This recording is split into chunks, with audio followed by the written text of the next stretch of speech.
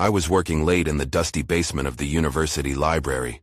I always felt a pull to this place. My dad had worked for NASA during the Apollo era, and I thought maybe I could find something forgotten for an exhibition. The air was heavy with the smell of old paper and mildew. I sat among bottles of dust and stacks of boxes. The light above flickered, casting strange shapes around me. Most of the documents were boring, but then I found a sealed envelope. It said, Apollo 21, confidential. My heart raced. I opened the envelope and found reports about strange events.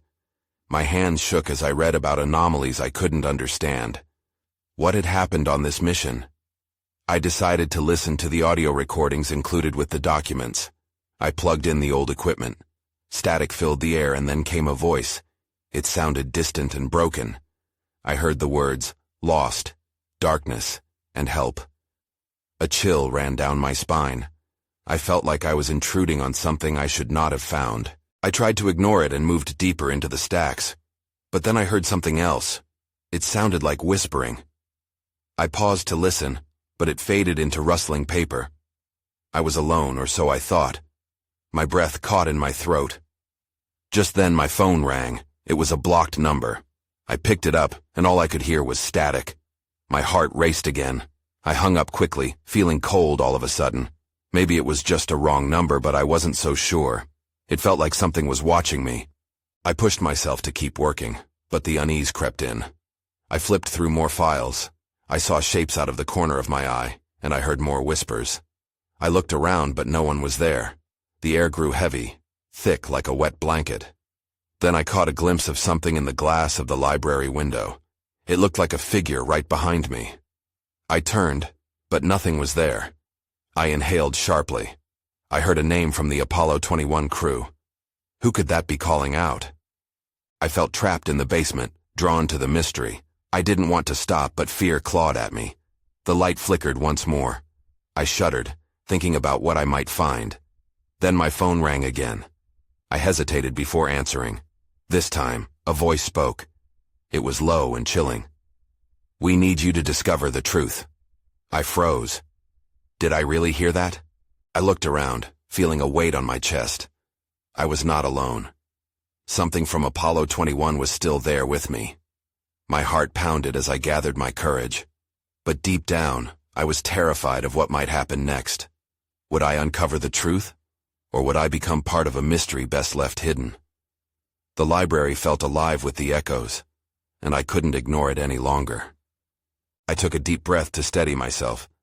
The voice from the phone still echoed in my mind. We need you to discover the truth. It felt like a call to adventure, but everything in me screamed to run. Yet I found myself drawn deeper into the library's shadows. I flipped through more files, my eyes darting over every page. The whispers grew louder, like an urgent chorus. They filled my ears, making it hard to concentrate.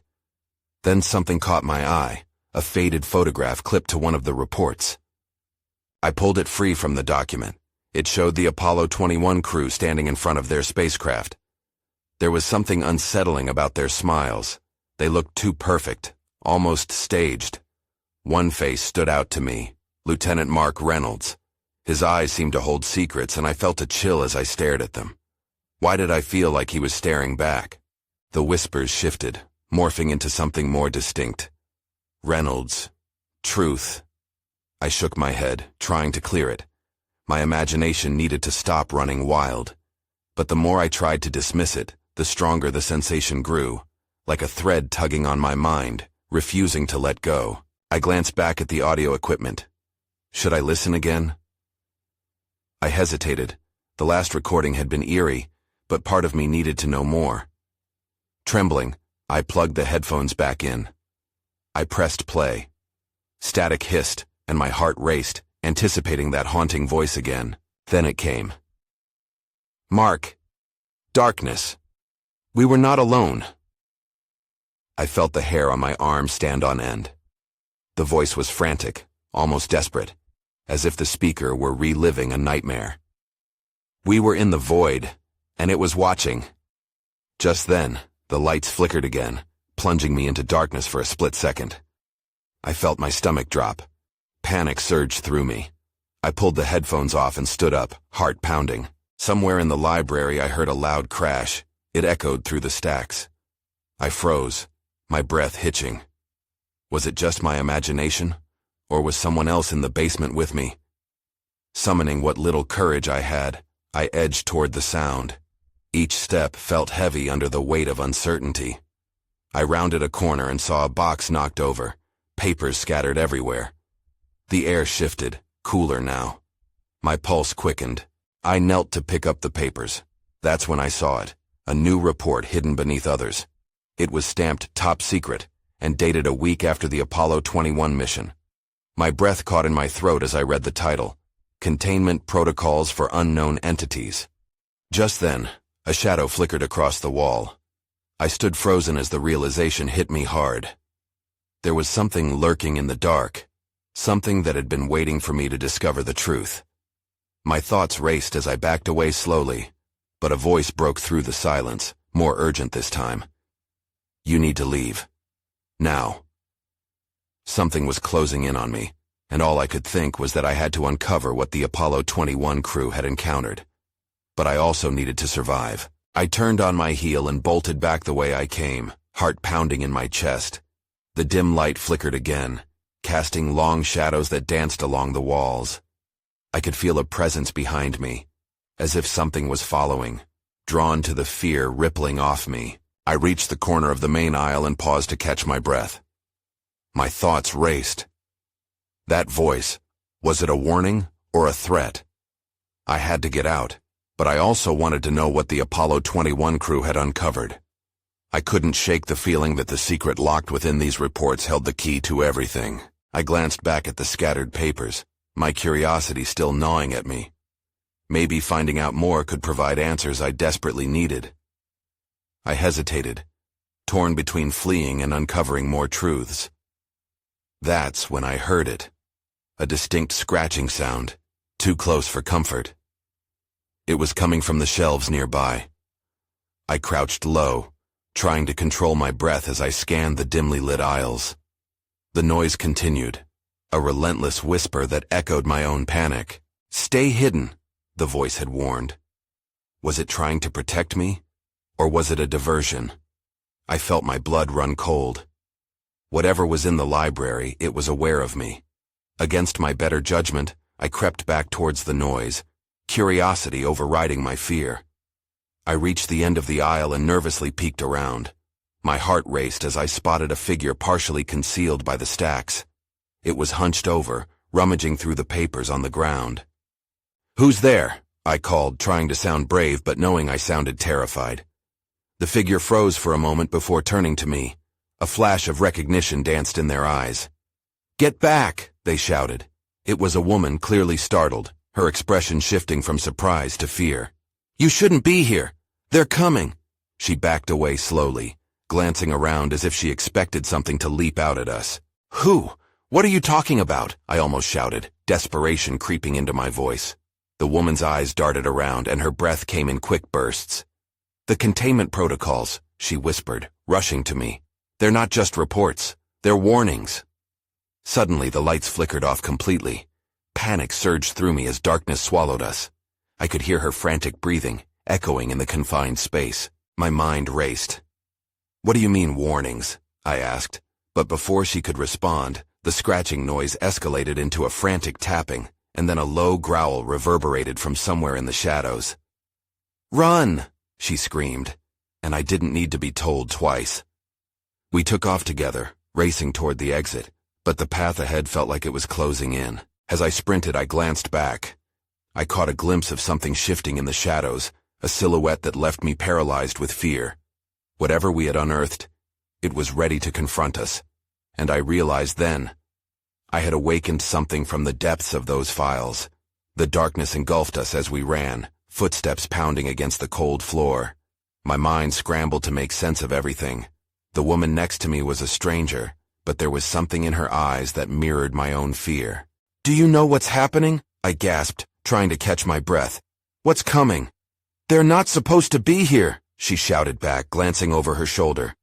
We disturbed something we weren't meant to touch. We need to hurry. Who are? I started, but I was cut off by a loud crash that echoed through the library. Books tumbled from the shelves, scattering like fallen leaves, just as a chilling growl reverberated from somewhere ahead of us. I could feel the weight of its presence pressing against me, urging me to keep moving. The exit felt miles away. I pushed my legs harder, somehow keeping pace with the woman. She was nimble and focused, darting around obstacles like she had memorized this place. I was desperate to get out, but I was also desperate to understand. "What do you know about Apollo 21? I yelled, hoping for clarity amid the chaos.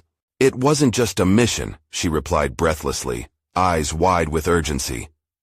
They found something that should have stayed buried. I thought it was just conspiracy, but now I see." Suddenly, we rounded a corner and skidded to a halt. Panic gripped me as I realized we were at a dead end. The walls were lined with floor-to-ceiling shelves, and ahead was just an empty space swallowed by shadows. "There has to be another way," I said, my voice rising with panic. "Back! Back!" She tugged at my arm, pulling me toward the shelves as the growl grew louder, the air thick with an unsettling energy. I pressed against the stacks, prepared to wait, maybe hide. I never felt so trapped. Before I could voice my fear, the woman moved swiftly. She shoved aside some books and uncovered a narrow gap in the shelving. "This way. Hurry!" She slipped through, and I squeezed in after her just as a massive thud echoed behind us. Whatever was chasing us had arrived. Heart racing, I stumbled into a dimly lit corridor. The walls felt damp, and I could hear water dripping somewhere in the distance. "Where are we?" I asked, my voice trembling. "This leads under the library," she replied, glancing back toward the shelves. "If we can get to the old maintenance exit, we can escape. But we need to move."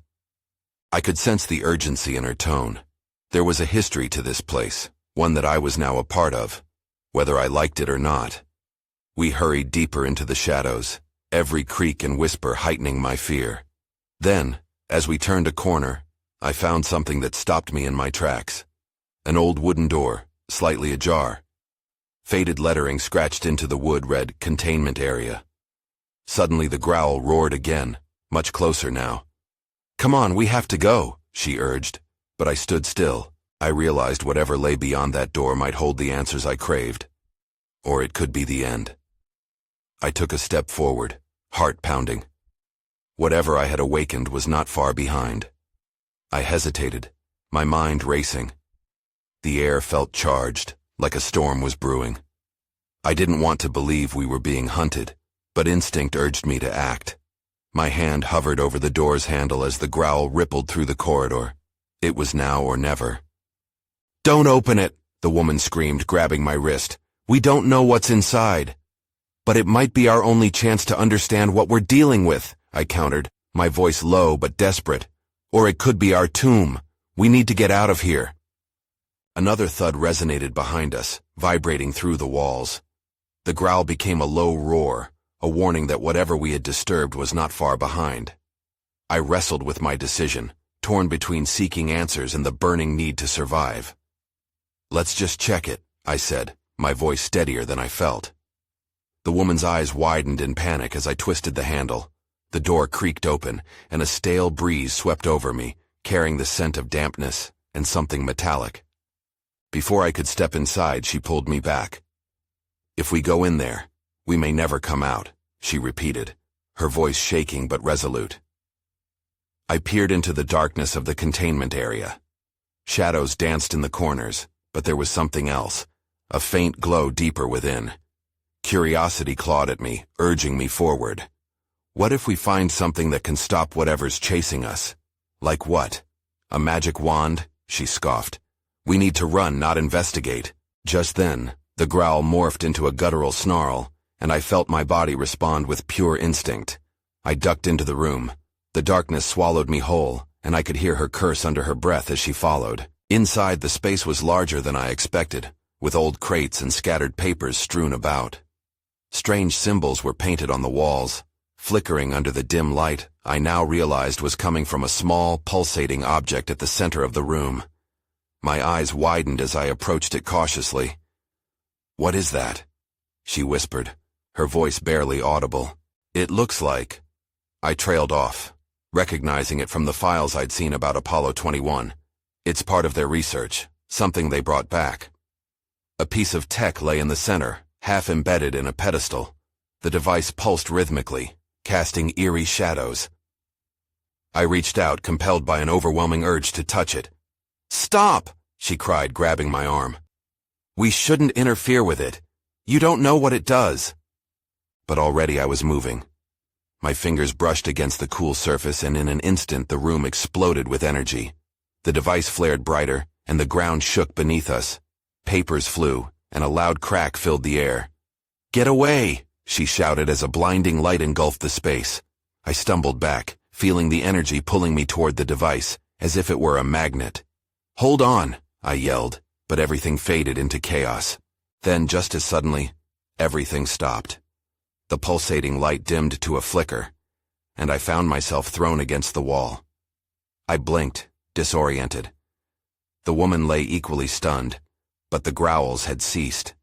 Instead, a new sound emerged, a low rumble from inside the device. I scrambled to my feet, glancing around as shadows crept into the room again. "Did we stop it?" I asked, breathless. "Not yet," she whispered, eyes wide. "I think we just made it worse." Then, a figure emerged from the shadows and my heart dropped.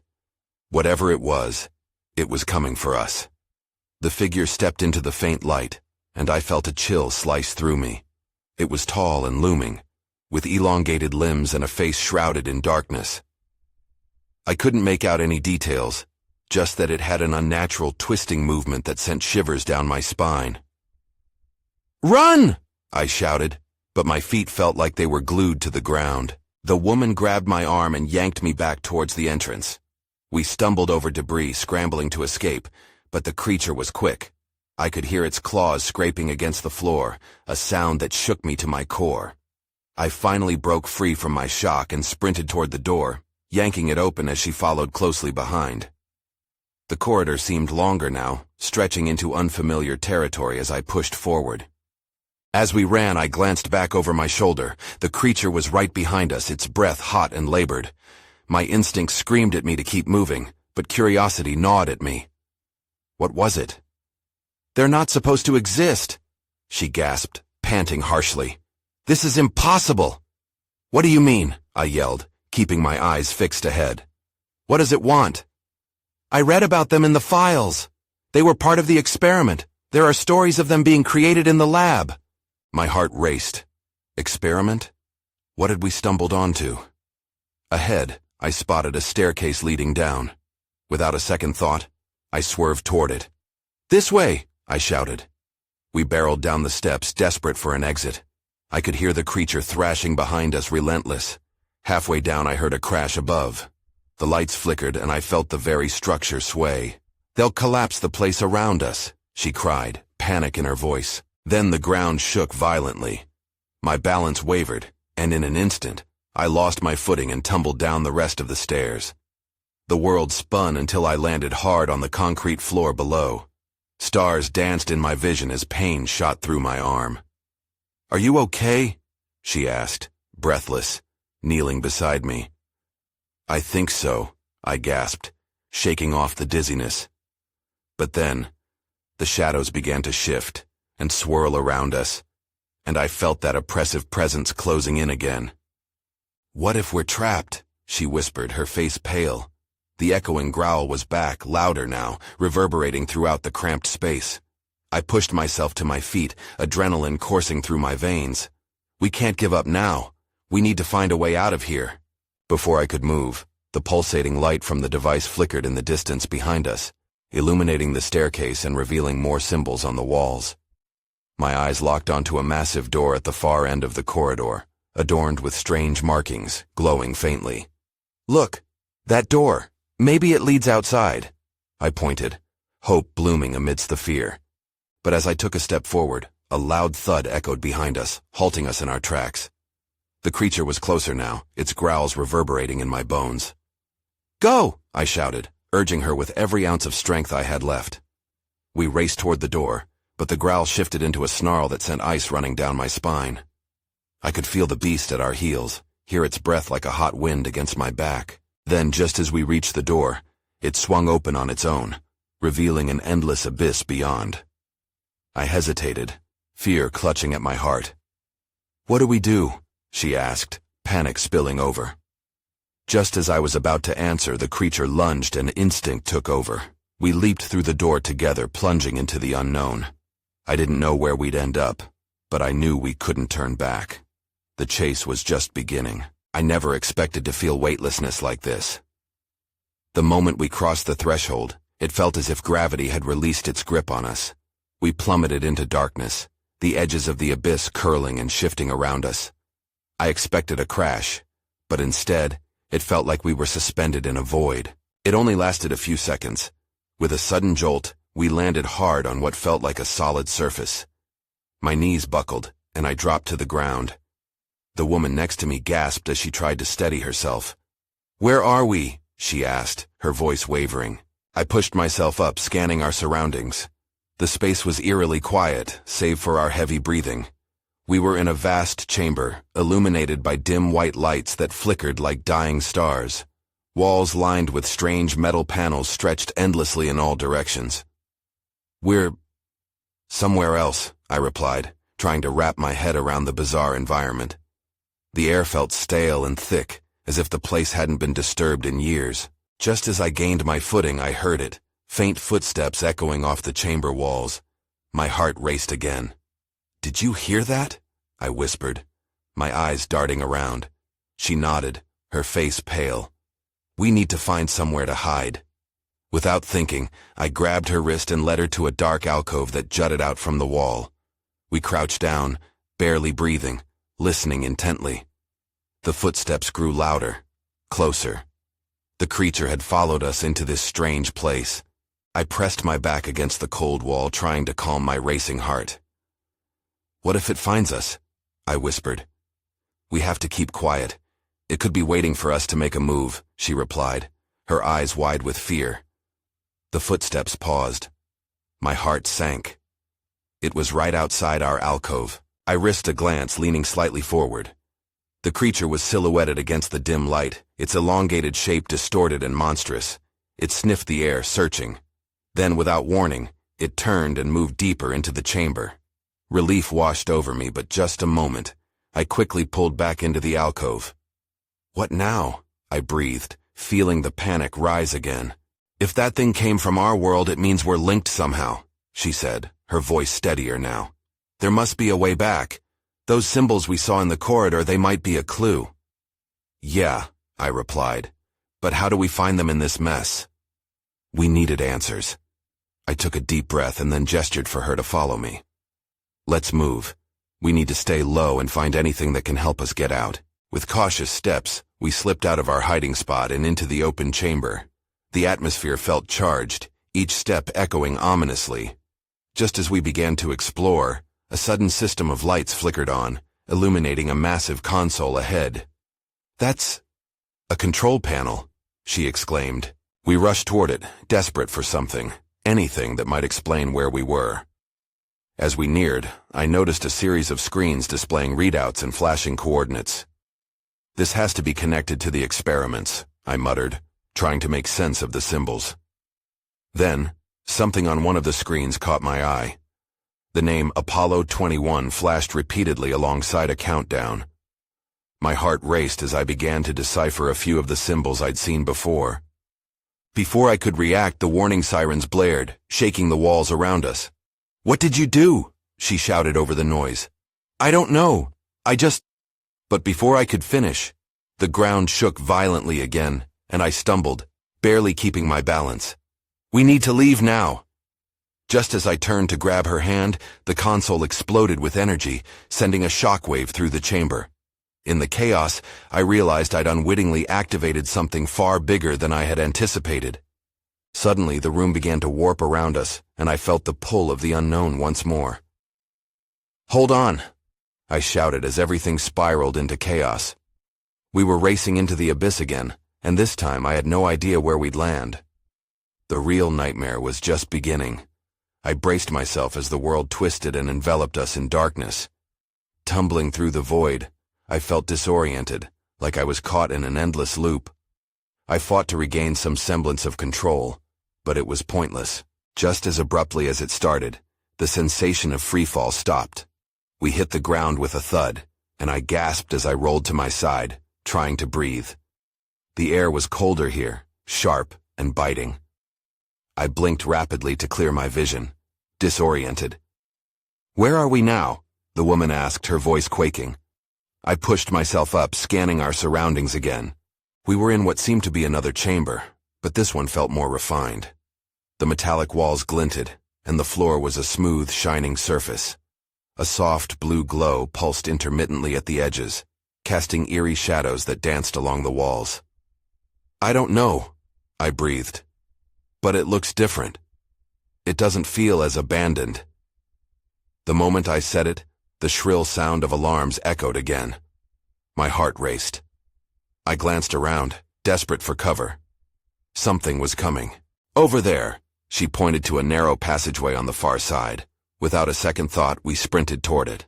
As we dove into the corridor, the sound of heavy footsteps grew louder, reverberating off the walls. We pressed ourselves against the cool metal, breathless. I could feel her heart pounding next to me, matching my own. I dared to look down the passage. "What is that?" she whispered, her voice trembling. Before us stood a figure, a humanoid shape, adorned in a dark suit that glinted under the blue lights. It was unlike anything I'd seen before, and I felt a chill sweep through me. The figure had a helmet, featureless and reflective, and as it moved, there was a fluid grace to it that felt utterly alien. "Is it alive?" she asked, incredulous. I nodded hesitantly. "We need to be quiet. It might not be friendly." We huddled against the wall, trying to remain unseen as the figure moved past us. It paused, head turning slightly, almost as if it sensed us.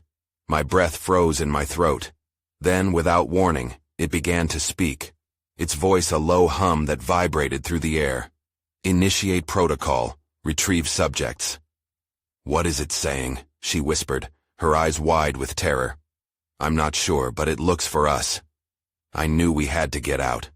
The moments stretched into eternity, and my mind raced. "Look, there's a door," she hissed, pointing to the end of the corridor where a small door flickered with a faint light. We moved without a word, urgency driving us as we sprinted toward it. My heart thumped wildly as the figure turned back, the alarm blaring again. "Go! Now!" I burst through the door just in time, pulling her in after me. We stumbled into a seemingly endless room filled with consoles similar to the last, but they were all dark, silent. Then something flickered on one screen. Subject status, Apollo 21. Status, unknown. My stomach dropped. "That's us," I said, incredulity washing over me. Suddenly, the ground beneath us vibrated. Loud, crashing noises echoed from behind the door we'd just passed through, and I knew we didn't have much time left. "We can't stay here," I shouted as the lights overhead stuttered. Before we could react, the door burst open, and the figure stepped in. Its movements precise and predatory. I glanced around, searching for an exit. That's when I saw it. Another door at the far end of the room. It might be our only way out. "Come on!" I yelled, grabbing her hand and running toward it. Panic surged through me. We had to escape before whatever was hunting us caught up. The real horror of our situation settled in, and I realized this was just the beginning of something much darker. We reached the door just as the figure turned to follow us. I slammed my hand against the control panel, praying it would open. The door hissed, a mechanical sound shift signifying our only chance at safety. "Go!" I urged her as the door slid open. We dashed through, barely avoiding the grasp of the figure behind us, its shadow stretching in the cold blue light. Once inside, we found ourselves in a dimly lit room filled with uneven surfaces and flickering screens. My heart raced as I scanned the space for any sign of where we had ended up. "Where are we?" she gasped, looking around in awe mixed with fear. I shook my head, trying to focus. "No idea, but we need to find something. Anything that might help us." As I moved closer to one of the glowing screens, I noticed strange symbols scrawled across it. My mind scrambled to make sense of them. They looked like maps, but they weren't any maps I recognized. Symbols shifted and morphed as if reacting to my presence. "What do they mean?" she asked, peering over my shoulder. I wish I knew. I pressed a few of the glowing buttons, but nothing happened. The screens remained stubbornly silent. Suddenly the vibrations began again, this time stronger, and a loud thud echoed from somewhere beyond our door. The figure was coming. I turned to her, panic setting in. "We have to move now." We rushed toward the only visible exit, a door directly across the room. But just as I reached for the handle, it slid open on its own, revealing yet another shadow. A second figure stood there, similar to the first but taller, more menacing. It stepped inside, the glow of the screens reflecting off its polished suit. This one didn't speak but tilted its head, studying us as if trying to determine if we were a threat. "Tina, back up," I shouted as the figure advanced slowly. But before we could move, the figure raised a hand and pointed at us. The room filled with a low hum that resonated in my chest. "What is happening?" Tina whispered, her eyes wide. "I don't know." The hum grew louder, vibrating through the air. I felt a sudden shift in the energy around us, like a weight pressing down. Then everything went dark. I stumbled, grabbing for something to hold on to as the darkness enveloped us. The sound of the thudding feet echoed in the distance but soon faded away. The blackness lifted just as abruptly as it had come, and we found ourselves in a different space altogether. This room was vast, filled with towering structures that seemed to pulsate with light, almost alive. "Where are we?" I asked, my voice trembling. "I think we're still on board that ship," Tina speculated. "But this is different. It feels alive." I stepped forward cautiously, scanning the area.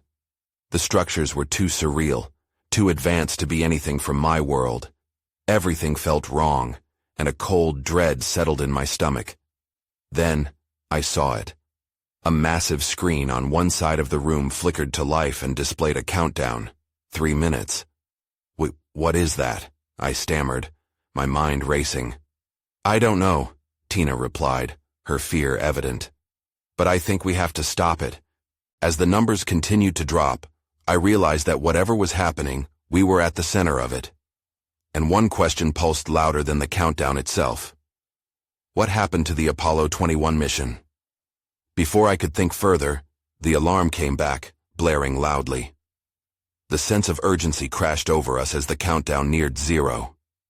We had to figure out what was going on, or we wouldn't stand a chance. We darted towards the flickering screen, the countdown ticking mercilessly. The numbers hovered between 2 and 1, each second weighing heavy on my chest. Tension crackled in the air, and I could see Tina's eyes darting between me and the ominous display. "We need to make sense of this," I shouted over the blaring alarms. My mind raced to connect the dots, grasping at too many loose ends from the Apollo 21 report. The countdown felt like a heartbeat, each number fading in a pulse of impending doom. "Look!" Tina pointed at the walls lined with symbols that resembled those we had seen before. "They look like control panels. Maybe they can help us stop whatever's happening." I nodded, adrenaline surging through me as we moved. The pulsating structures emitted a strange resonance, urging us forward. I felt as if they held the information we needed, something we could use to decipher the mystery of Apollo 21. We reached a control panel, alive with swirling symbols. I slammed my hand on various buttons, terrified of what might happen. "We need to find something, anything to stop this." The screen displayed an error message in response. "Incompatible input," it flashed, and the countdown dipped dangerously low. "We have to try something else," I yelled, my voice laced with desperation. Tina grabbed my arm and pointed to a glowing symbol that seemed to pulse rhythmically in tune with the countdown. "What if we align our actions to that? It looks like a key." "All right," I said, glancing at the countdown. 30 seconds. I took a deep breath, feeling the pressure rise in my chest. I mimicked the pulsing glow, tapping my fingers in rhythm against the panel. Suddenly the screen flickered violently, and the previous chaotic blaring morphed into a low humming sound. The countdown paused. "I think it worked," Tina exclaimed. The air shifted around us, thickening, pulsing with energy as if the very chamber breathed alongside us. And then, a voice emanated from all directions, low and layered, addressing us with an eerie calmness. Subjects initiated, awaiting further instructions. What does that mean? I stammered. The creature's momentum had reverted, yet that didn't mean we were out of danger. Tina scrambled at the controls. I watched the screen blink, revealing images from the Apollo 21 mission. The crew floated in a void, surrounded by shadows, an unsettling reflection of what had happened to us. They were exposed to something, I mumbled, my eyes scanning each frozen frame closely, unease pooling in my stomach. Just as I grasped the severity of our situation, the corridor we had fled erupted with a crack and shuddering vibrato. The tall figures we had seen earlier were no longer content to remain hidden. "Run!" I shouted, pulling Tina with me towards another set of doors. These weren't meant for containment. They seemed like an escape route into the shadows beyond. "Where are we going?" she shouted, the panic rising in her voice. "Any place but this room. I won't let them take us. We can figure it out on the way." We blasted through the doors and stumbled into a narrow passage, the soft glow of distant lights leading us onward. The muffled sounds of our pursuers echoed ominously behind us, growing ever closer. We dashed down the hallway, skirting around shadows like wraiths creeping at the edges of our vision. I felt the imminent threat of the figures at our backs, urging me to run faster than I ever had before. "Do you think we'll make it?" Tina gasped as her foot caught a corner, throwing her off balance. I caught her before she fell. "We have to," I urged, refusing to dwell on any possibility of failure. "We have to believe the truth is out there, waiting to be uncovered." We turned a corner, finding ourselves in a room much like the one we had just fled. It bore the same pulsating walls and dim lights, but the atmosphere felt different, softer. There was an alien calm that eased my mind, even as the shrieks of the alarm continued to pulse in the distance. Suddenly, realization struck me. "Look, that's the key." I pointed at another pulsing symbol, a faint glow emanating from the wall across the room. Rush of determination filled me. If we could align ourselves with this, perhaps it would lead us back to the real world. But we had little time to lose. "Hold steady," I said, tracing my fingers just above the symbol. I could feel an energy gathering as I combined my focus with Tina's. I willed the energy into the symbol, listening as it began to resonate in perfect harmony with us. As we matched our thoughts to the pulsing rhythm, the air thickened again, wrapping around us in a warm embrace. The countdown on the screen in the first room flickered, but it did not reset it. Instead, it began to fade out altogether. "It's working!" Tina cried. And just then, with a powerful flash, I felt the ground beneath us vibrate. Light enveloped our surroundings, and everything warped into swirling colors, wrapping us in warmth. Time skidded to a halt, and when it unfurled again, we found ourselves not in the terrifying unknown, but in the comforting familiarity of my old university library. The dusty basement, untouched by the horrors we had experienced. "Are we back?" My voice, low and shaky, filled the silence. "I think so," Tina breathed, looking wide-eyed at me.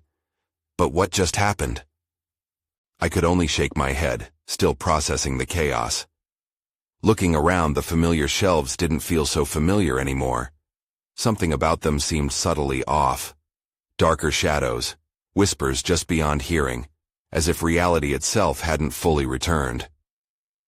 "I still think about that day," I admitted later, pen poised above blank paper. What did Apollo 21 discover? What followed us back? I don't think I'll ever know if it was truly real, or simply my mind unraveling in fear. With a heavy heart and unresolved questions, I pushed the file deep into my drawer, never to surface again. I still think of what we uncovered, but it's safer not to touch the mysteries best left locked away. Those whispers, those shadows, they haunt me still. I moved to a different city soon after that night, the library forever etched in my mind. I can't help but wonder if they truly returned, or if they still linger in the dark corners of that forgotten basement, awaiting someone else to unearth the truth.